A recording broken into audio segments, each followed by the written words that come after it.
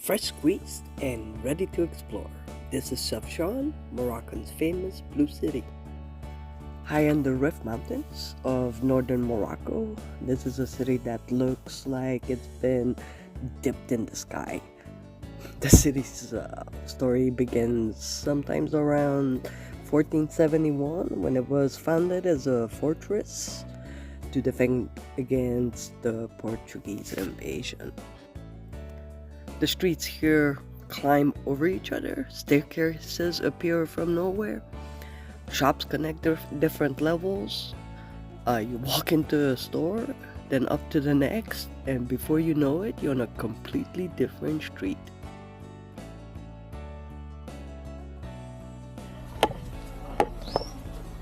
We entered one store, walked up the stairs through various stores, just to go up a different street. The city name Chefchaouen itself means that look at the horns in Berber, to my understanding. So I guess this refers to the two mountain peaks that rise above the city like goat horn.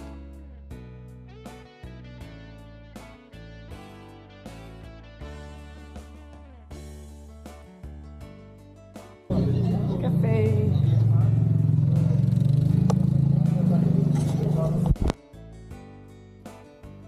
So what about all the blue? Well, all that came a little bit later, and the story goes that until the 1920s, only 3 Westerners had ever set foot here, and only Muslims could enter the city.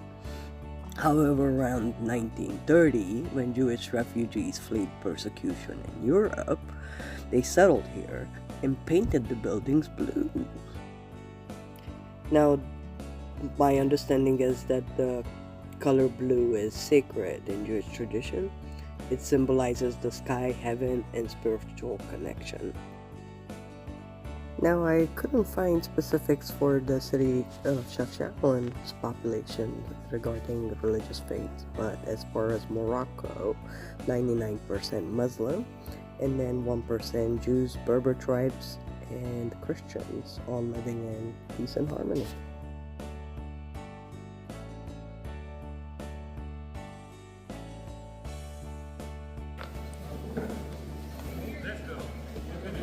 Say hello. Hello. Hello. As we explored the Medina, the streets were narrow, winding, and impossibly blue. Every corner was basically Instagram perfect. Yet this city is home to 40,000 people living their daily lives. The city also has a lot of historical markers like this one from the 18th century, a zawiya, which is more than a mosque. It's like a spiritual sanctuary in Moroccan culture. And like they serve as Sufi centers, Islamic schools, and shrines honoring local saints. Pretty cool information. Definitely worth visiting for more than 1 day or 2 days in this city, so that you can visit every single one of these, especially the ones that are open and available for tourists to see. Here, just like many of the other cities, such as Essaouira, the cats own the city. There's hundreds of them just lounging on the blue steps and narrow doorways, and stroll through the Medina like they run the place, because they actually do. The locals feed them.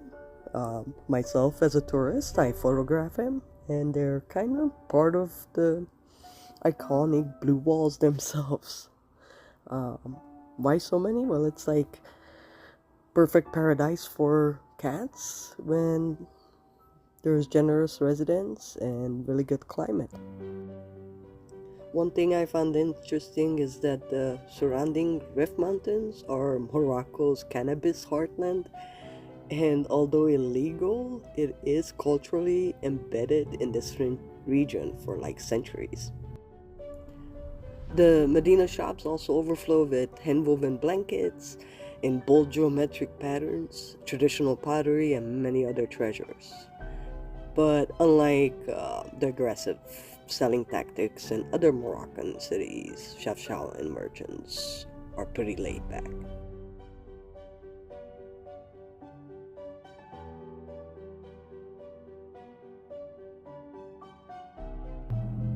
At the heart of the Medina, on the Plaza Uta El Hammam, the main square, we found the 15th century Kasbah fortress with its red clay walls and inside with stunning Andalusian gardens. This oasis with the shaded pathways also has a darker side. There is an old dungeon. Lock people up right here. Cramped stone cells where prisoners were once held, and thick walls that kept invaders out and also kept captives in. Definitely recommend climbing to the watchtower since everything changes. From here you get panoramic views that stretch across the Blue Medina's rooftop and to the Rift Mountains and beyond.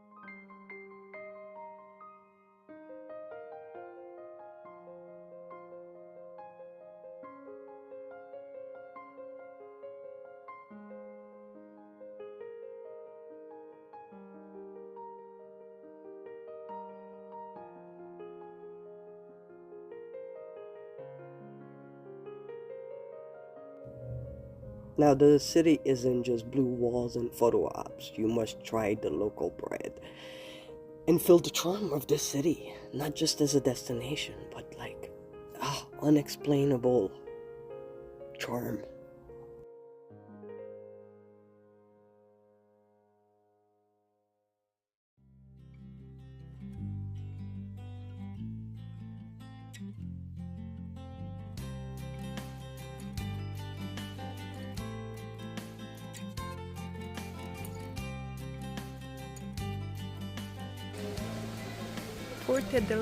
Portuguese.